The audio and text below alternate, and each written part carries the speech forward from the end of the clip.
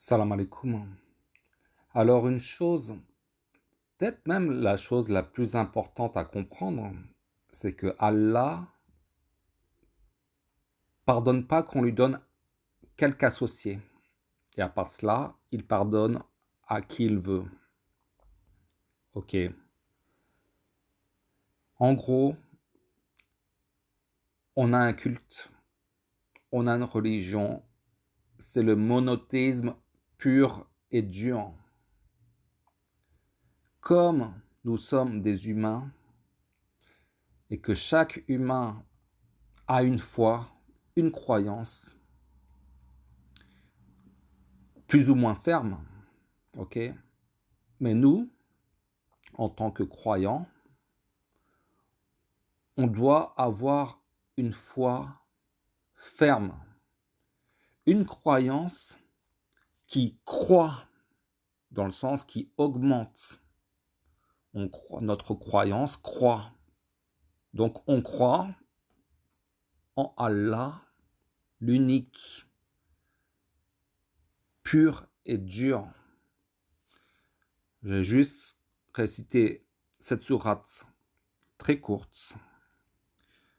Au nom d'Allah, le Tout-Puissant, le Miséricordieux, dit « Il est Allah, l'unique, Allah le seul à être imploré pour ce que nous désirons. Il n'a jamais engendré, n'a pas été engendré non plus, et nul n'est égal à lui. »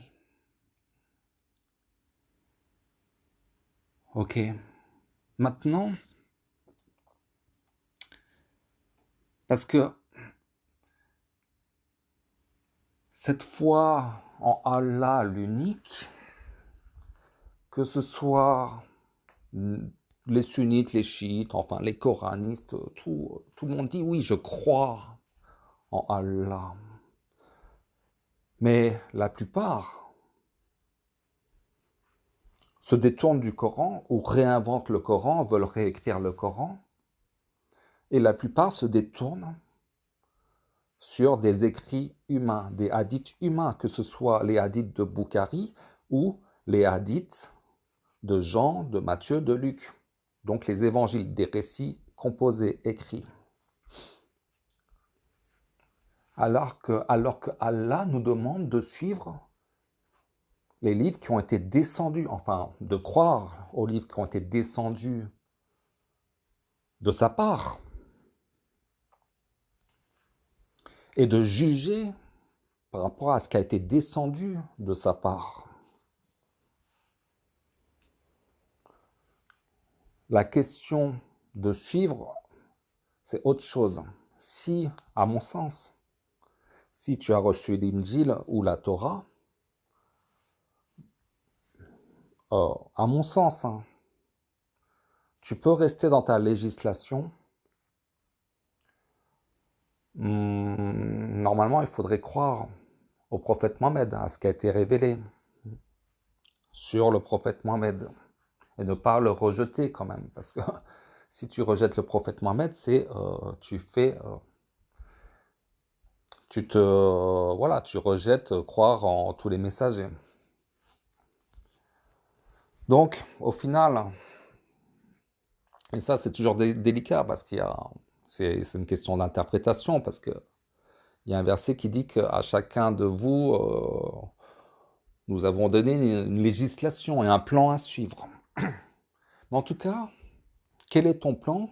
Quelle est ta législation à partir du moment où tu fais ton choix? Et Allah va juger entre les Juifs, les Nazaréens, les gens du livre, en gros, ceux qui ont reçu le Coran, voire même les Sabéens. Mais il va juger entre nous. Et Allah est le meilleur des juges. Maintenant, j'estime que j'ai reçu le Coran et que ma législation se trouve dans le Coran et mon plan que je dois suivre se trouve dans le Coran. Car le Coran est une confirmation de tous les autres livres. Donc, tout ce qu'il y avait dans les autres livres se résume dans ce dernier livre, dans ce dernier message, le Coran, qui est un message universel. Mais comme j'ai besoin que ma foi soit certaine, soit sûre et certaine, et qu'elle croisse, qu'elle devienne certitude, je dois m'appuyer sur quelque chose de solide. Et ce Coran que j'ai parcouru de long en large, avec mon cœur, avec ma raison, je n'ai aucun doute qu'il provient d'Allah, contrairement à ce qui se trouve dans la Bible, à mon sens, qui contient de la falsification, voire même de l'escroquerie pour le Nouveau Testament. Donc, que ce soit les autres livres à part le Coran, ça a été gardé par des humains, des gens qui ne sont pas fiables. L'humain n'est pas fiable. Je ne peux pas baser ma confiance, mettre toute ma confiance sur des écritures qui ont été gardées par des humains.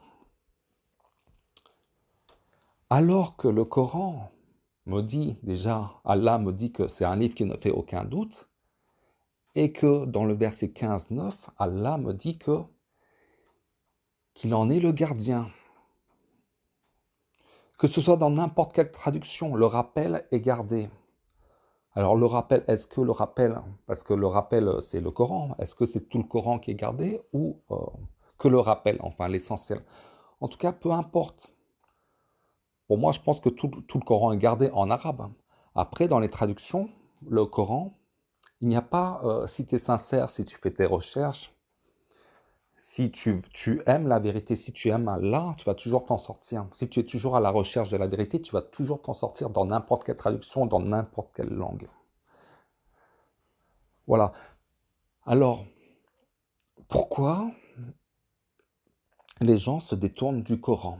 Ça ne les intéresse pas. Ou alors, ils vont associer le Coran avec d'autres écrits gardés par des humains ou falsifiés par des humains. Enfin, à partir du moment où je constate que les autres livres contredisent le Coran sur des points essentiels, notamment pour le Nouveau Testament, et en ce qui concerne l'Ancien Testament, ce serait plus de l'ordre de calomnie envers les prophètes et envers quelques lois qui me paraissent un peu bizarres, notamment au niveau de l'usure. Hein, l'usure est permise sur les étrangers. Ça me paraît très curieux. Voilà. Ces écrits, je m'en méfie. Ok? Ces écrits, je m'en méfie. Mais parce que moi, il y a un thème qui m'intéresse beaucoup. Si ma foi, elle doit être basée sur quelque chose de sûr et certain, et que le Coran me donne cette certitude dans le sens où je peux toujours retomber sur mes pattes parce que il y a la version arabe, hein, et que je peux contourner éventuellement un égarement de la part des traducteurs qui suivent une tradition sunnite au final. Donc quelque part dans la traduction, il y a un peu de sunnisme. Mais ton intelligence, ta foi, et puisque les sunnites, la tradition sunnite n'a pas pu changer les points forts du Coran qui ne pourront pas te détourner au final. Donc le monothéisme pur, bah, tu pourras toujours retomber sur tes pattes. Le problème, pourquoi la majorité des sunnites se détournent sur la tradition, c'est parce que souvent ils vont dire ils ne comprennent pas le Coran. Ça ne pénètre pas dans le cœur. Ce qui pénètre dans le cœur, c'est l'humain. Surtout comme on a un groupement de bien guidés. Alors, c'est même plus des bien guidés, c'est au niveau messager prophète. C'est au niveau messager, du style, ils sont dans le même, puisqu'on doit croire en tous les messagers, ils sont dans le même niveau que le prophète Mohammed, Moussa, Ibrahim, Nour, Voilà. Il y a des gens comme ça et qui disent de croire aux évangiles, hein, et non seulement de croire, mais ils ne le disent pas, mais ils suivent les évangiles de Jean, Matthieu, etc. Mais d'où ça vient? Pourquoi ils suivent les évangiles? Parce que la traduction du Coran, de Injil, ils ont traduit ça par évangile. Et comme l'être humain, il est un peu comme ça, il est facilement programmable, surtout avec les mots. Dès qu'ils lisent Injil, hein, dans la traduction française, boum, boum, ils regardent autour d'eux, ils ne voient pas autre chose que les évangiles de Matthieu et Jean, etc. Donc forcément, c'est ça. Forcément, c'est ça. Mais quand tu regardes la description de l'Injil, Allah dit que c'est un livre qui a été descendu sur Issa, fils de Mariam. Il ne dit pas que ce sont des hadiths. Mais l'excuse, c'est oui, Allah est au courant que ces évangiles existaient et que quelque part, il a approuvé ces évangiles. Il a approuvé ces hadiths. Sinon, il n'aurait jamais dit, sinon, il n'aurait jamais approuvé. Voilà, vous m'avez compris. C'est un raisonnement tordu parce que leur cœur veut absolument approuver ces récits humains. Et donc, c'est là où je dis que tu n'as jamais été un monothéiste pur. Pur et dur. C'est-à-dire que avant même de lire le Coran, lorsque j'ai parcouru les évangiles, sinon j'aurais jamais... Si j'étais satisfait de la Bible et des évangiles notamment, j'aurais jamais ouvert le Coran de ma vie. Parce que j'ai parcouru et j'ai lu, même pas mal, la Bible. Si j'étais satisfait de la Bible, si ma foi en Dieu croissait dans le sens croître, dans le sens augmenter avec seulement la Bible. Alors j'avais étudié quelques passages, par exemple le livre de Job, parce que Job c'était un serviteur qui a beaucoup souffert et tout, et à l'époque je souffrais moralement, ouais. Ça m'avait soulagé, ça m'a apporté la foi, oui. L'Ecclésiaste, le livre d'Ecclésiaste que éventuellement Salomon a écrit, ça m'a apporté de la sagesse, il y a quelque chose de sage. Et même, il y a des passages dans les évangiles qui sont de l'ordre de, comment dire, de la sagesse ou de l'ordre philosophique. Et je dis pas que... Parce que ceux qui ont composé les évangiles connaissaient bien la religion quand même. Donc c'est sûr que tu vas toujours un peu... Parce que c'est un mélange de vrai et de faux. Donc forcément, ils ont rajouté... Tu peux pas faire une transition brutale en réinventant tout. Donc forcément, il y a un peu de vérité dans les évangiles. Mais la douille, parce que... Et sauf que tu es aveuglé par ce pourcentage de vérité, t'aveugle sur l'autre pourcentage de douille et de fausseté. Mais bien avant de lire le Coran, en parcourant les évangiles, j'étais vraiment pas satisfait. J'ai toujours vu que c'était très humain. Très, très humain. Et je le répète, pourquoi j'ai commencé à ouvrir le Coran? Et en fait, dans ma tête, j'ai ouvert le Coran parce que je me suis dit, voilà, la Bible, bon, je suis arrivé à un certain niveau, le livre, l'histoire de Job, très bien, ça m'a soulagé, l'Ecclésiaste, philosophiquement, c'est très bien, mais je stagnais dans ma foi. Je stagnais dans ma foi parce que je ne retrouvais pas Dieu, en fait, dans la Bible. Je ne retrouvais pas Dieu. Et avant même d'ouvrir le Coran, je me suis dit, si un livre, là, il a dû envoyer, parce que tout le monde, parce que voilà, j'ai un entourage plus ou moins maghrébin, pardon. Et voilà, quand tous les Maghrébins entendent parler d'Allah, hein, parce que tout le monde dit Inch'Allah, Subhanallah, voilà, Mashallah. Donc Allah, c'est associé au Coran. Forcément, tout le monde arabe a entendu parler d'Allah et du Coran. Et donc de Dieu. Et ils n'arrêtent pas de répéter ce nom, Allah, Dieu, Dieu. Et j'avais un Coran chez moi depuis peut-être... enfin, pas chez moi, mais chez ma femme, que je voyais sur l'étagère. Hein. L'étagère, peut-être pendant 5, 6 ans, voire peut-être même plus. Pendant 7 ans, je voyais ce Coran sur l'étagère. J'ai jamais eu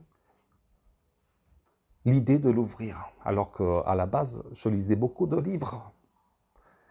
Et il y avait comme un truc, pas une répulsion, mais un truc, j'ai pas envie d'y toucher. Je sais pas pourquoi. Il y a des trucs bizarres. Je me suis jamais dit, tiens, je vais commencer, alors que je lisais beaucoup de livres. Hein. Et même, je suis à la base très curieux de savoir. Mais avec la médiatisation très négative autour de l'islam en général, hein, l'islam, voilà, en général sunnite, par rapport à la médiatisation au niveau de la violence éventuellement, du terrorisme et tout, ça, ça a créé un effet de repoussoir. En même temps, j'aurais pu me dire qu'est-ce qui est raconté dans ce livre. Voilà, j'en reviens au fait que voilà, la Bible, j'étais pas satisfait, et quand j'ai commencé, avant même d'ouvrir la première page du Coran, je me suis programmé, je l'avoue. Je me suis dit, je n'ai pas trouvé la parole de Dieu. Ce sont des récits éventuellement qui viennent de lui, mais trop humains. À un moment donné, je ne veux pas baser ma confiance sur l'humain. Je croyais en Allah, en Dieu, mais je voulais une confirmation divine, purement divine. Pas des livres qui ont été plus ou moins traficotés par des humains. Mélanger le vrai et le faux. On reconnaît la signature humaine. Ok? Donc, bon, l'Ancien Testament, c'est un peu à part, mais quand même, on voit c'est traficoté quand même. Même s'il y a du monothéisme. Ça, j'avoue. Ok. Et donc, je me suis pré-programmé, c'est ma dernière chance. Voilà. Et même, j'étais même, bizarrement, avant même d'ouvrir ce livre, alors que je n'ai jamais eu l'attirance pour ouvrir ce livre, mais quand j'en suis venu à la conclusion que, boum, j'ai ce Coran, j'ai pas encore lu une seule ligne, un seul verset de ce Coran, j'ai dit, je sais pas pourquoi, ça m'est apparu évident comme quoi ça vient de Dieu. Je sais pas pourquoi. Et donc, je suis parti, avant même de lire ce premier verset, au nom d'Allah, le Tout-Puissant, le Miséricordieux, je suis parti sur ce préconçu que comme quoi ça venait de Dieu, parce que je croyais en Dieu et que je n'ai pas trouvé la parole de Dieu au final, hein, non trafiquée. Hein. Et dès que je commence à lire au nom de Dieu le Tout-Puissant, le Miséricordieux, après ça dépend de la traduction, peut-être que je suis tombé sur une autre traduction, ça m'aurait... sur un autre format de livre, c'est beaucoup de choses hein, qui jouent. C'est la traduction Kazimierski, une traduction dans un style romancé, une écriture romancée, parce que je lisais beaucoup de romans. Et ça m'a frappé. Au nom de Dieu, ça commence par au nom de Dieu. Au nom de Dieu. Alors que la Bible, c'est au commencement. Non, c'est au nom de Dieu. Et voilà, et du coup, dès le premier verset, au nom de Dieu, j'ai compris. Enfin, parce que moi, dans le sens, je ne savais pas, je ne savais pas par quoi ça avait commencé, le Coran. Tu demandes à des jeunes de banlieue, d'origine maghrébine, quel est le premier verset du Coran? Ils ne savent pas. Pareillement, je ne savais pas quelle serait la teneur, la consistance du premier verset du Coran. Et du coup, quand je tombe sur au nom de Dieu, alors que je ne désirais que ça vienne, que ce Coran ait la signature de Dieu, et boum, ce livre me dit que c'est au nom de Dieu. Donc, comme nous avons tous besoin de croire en quelque chose, c'est dans la nature humaine de vouloir croire en quelque chose. Même celui qui est athée, sa croyance est de ne pas croire en Dieu, ou voire croire. Ah oui, parce que je pense que la croyance de nos jours,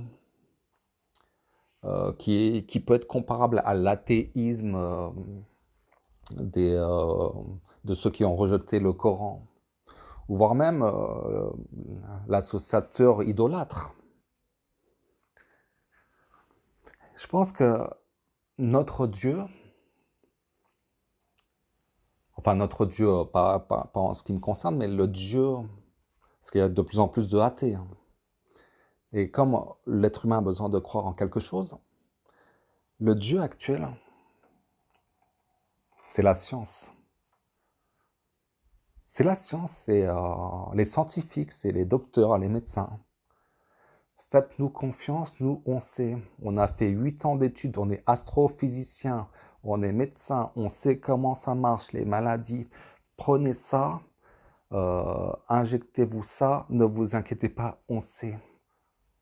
Tu bases ta confiance en Allah, en Dieu, ou tu bases ta confiance en des scientifiques qui sont hyper bien rémunérés et qui ont tout intérêt à garder leur confort de vie et à mentir parce qu'ils ne craignent pas les conséquences de leurs mensonges et parce que ces gens-là, ils sont trompés par le diable et le diable leur raconte une fausse narration, hein, et cette narration les emprisonne à continuer à mentir et à mentir, à mentir, et aussi pour ne pas perdre leurs privilèges et leurs intérêts. C'est l'être humain, il est comme ça. Qui, dites-moi qui, même chez les croyants, on a tous un peu notre envie de goûter de cette vie première, de cette vie terrestre. Même si toi, en tant que croyant, tu te rends compte que tu es ancré dans la vie terrestre, dans le sens où, en tout cas, en avoir conscience. Alors imagine pas les autres.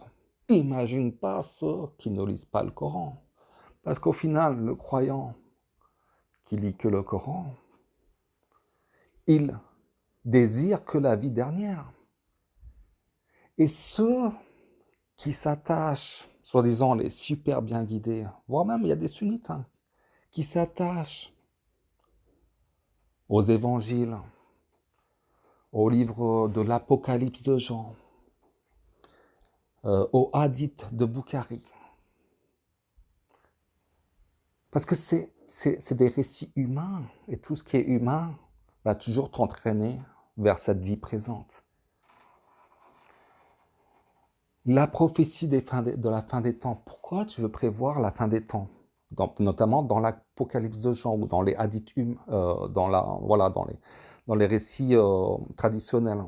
Je les ai connus, hein, quand j'ai commencé dans le sunnisme, j'ai écouté les audios, j'avais des CD audio qui racontaient la fin des temps et tout, des trucs de ouf. J'y croyais à l'époque. Enfin, j'y croyais parce que je pensais que c'était comme ça qu'il fallait croire. Et je lisais l'Apocalypse de Jean, je me suis beaucoup attardé sur ces prophéties de la fin des temps. Mais c'est quoi ce délire alors que Allah nous est assez clair sur la fin des temps? Tu n'en sauras jamais rien, il n'y a que Allah qui sait quand ça va arriver. C'est un peu comme l'astrologie, l'astronomie, c'est un peu comme prévoir, hein, parce que tu as besoin de contrôler, au lieu de placer ta confiance en Allah, tu vas lire des livres humains. Et justement, quand tu vas dans ces évangiles, dans l'Apocalypse de Jean, tu vas dans l'humain, tu vas dans la vie présente. Ouais, c'est ça, c'est pour ça que il se détourne du monothéisme pur et dur, la foi en Allah, l'unique, sans associer, parce que Allah ne pardonne pas qu'on lui associe qui que ce soit ou quoi que ce soit. À part cela, il pardonne à qui il veut. Il y a une secte juive au moment des contextes de la guerre des Juifs avec les Romains au moment de Jésus-Christ. Une secte juive qui s'appelle les Sicaires, que parfois on confond avec les Zélotes. Après, c'est d'après les écrits de Flavius Joseph, malheureusement, qui a eu un contrôle de la narration de cette période avec les évangiles. Mais d'après les récits de Flavius Joseph, cette secte qu'on appelle les Sicaires, cette secte juive, une secte extrémiste, qui commettaient, voire même des attentats, de la violence au sein même d'une autre communauté juive, hein, ceux qui collaboraient éventuellement avec les Romains. On peut comparer ça un peu à du terrorisme, un peu à la ISIS et tout, un truc extrême, hein, que je ne préconise pas. Hein. Mais par contre, ils avaient cette foi, cette conviction en leur Dieu d'Israël. Donc ce monothéisme, hein, du Dieu d'Israël. C'est-à-dire qu'à un moment donné, ils ont été prisonniers. Il y a une histoire comme ça où ils ont été prisonniers, un groupe de 600 il me semble, et on leur a forcé de dire que le César, donc l'empereur, est leur seigneur. On les a forcés sous la menace physique. Truc terrible. Ils ont vu leurs compagnons, leurs femmes, les enfants, voilà, être torturés et tout. Eh ben non, leur foi en leur Seigneur, leur seul Seigneur, c'est le Dieu d'Israël, et que pour eux, il n'y a rien de pire que de dire Seigneur à une autre entité que le Dieu d'Israël, et bah, que ce soit du vieux à l'enfant, personne n'a cédé, sous des contraintes horribles, d'après les récits de Flavius Joseph, bon, qui est un historien qui est aussi un peu douteux, mais bon, je pense que c'est possible. Après, voilà, il faut garder un peu de distance, mais ça peut être probable. Mais ce que je veux dire, enfin, donc c'est un indice, j'aurais dit c'est un indice dont je n'en sais rien, au final. Mais c'est probable, hein. Mais ce que je veux dire, c'est que le monothéiste pur, même si Allah, dans le Coran, il nous dit que, je sais qu'il y a un verset comme ça qui dit que Allah connaît nos poitrines, il connaît nos cœurs. Si tu dis à un tel que c'est ton Seigneur parce que tu es obligé, voilà, Allah, il va pas te condamner pour ça. Enfin, ça a vérifié, mais je pense à 98%, je suis quasiment sûr qu'il y a un verset comme ça, je ne l'ai pas retrouvé, mais je sais qu'il existe. Mais vérifiez quand même, quand même. Mais tout comme la femme de Pharaon cachait sa foi, et il y a même, voilà, il y a des gens qui cachaient leur foi dans le récit coranique, il y a une autre personne aussi qui cachait sa foi, parce que voilà, c'est comme ça. Allah connaît le contenu de nos poitrines. Mais ce que je veux dire par rapport à cette histoire, c'est que le monothéisme pur, ne rien associer à Allah, ne pas dire que Allah, que Uzair est fils d'Allah, que le Messie est fils d'Allah. C'est des paroles de mécréants, et ces paroles de mécréants, condamné par Allah au verset 9-30, se trouve dans les évangiles, dans le Nouveau Testament. Comment tu peux, ne serait-ce que... Après, voilà, on est tous un peu... mais comme j'ai cherché la vérité, comme j'ai écarté les égarés de mon chemin, comme je suis ce chemin, je crois et je suis suivre Allah, la vérité, le vrai, le chemin de la droiture, de la vérité. Parce que je sais que on a tous la capacité de s'égarer. Comme j'espère avoir cette sincérité, en tout cas parce que tu ne peux avoir cette sincérité parce que si tu as un enjeu, parce que je sais que l'enjeu est trop grave. Je m'en fous d'être un messager d'Allah, hyper bien guidé, être hyper millionnaire ou un je sais pas quoi. Ce qui m'importe, c'est ce jugement. Croire en Allah et au jour dernier et ne rien lui associer. Et à part cela, il pardonne à qui il veut. Et encore, c'était même pas sûr d'être pardonné. Nul n'a de garantie auprès de ton Seigneur contre le châtiment. Voilà, en même temps, il faut un peu espérer aussi, parce que j'avoue, je suis un peu sombre, mais parce que voilà, mais après, la récompense aussi, voilà, l'enjeu, c'est pas rien, c'est le bonheur extrême.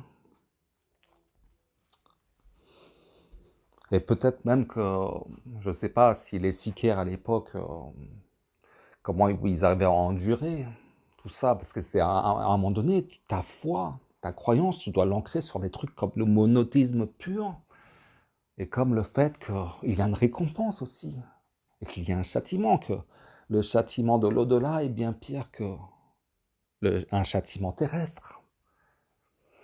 Donc ta foi coranique, que tout ça, tout ce que je vous dis, c'est coranique, non, il n'y a pas ça dans les évangiles.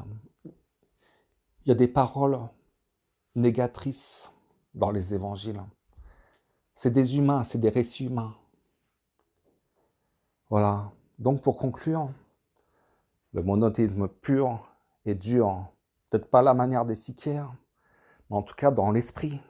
Ne rien associer à Allah. Tu prends pas des récits humains et tu les mélanges, tu fais pas, tu mets verset Marc 10, 8, et après tu mets un verset du Coran, Non, non, non, non, non, non. Mais si tu es attiré par ce genre de choses, c'est que tu as un problème dans le cœur. Tu n'es pas un monothéisme pur et dur. Allez, je vous dis à bientôt, Inch'Allah, salam alaikum.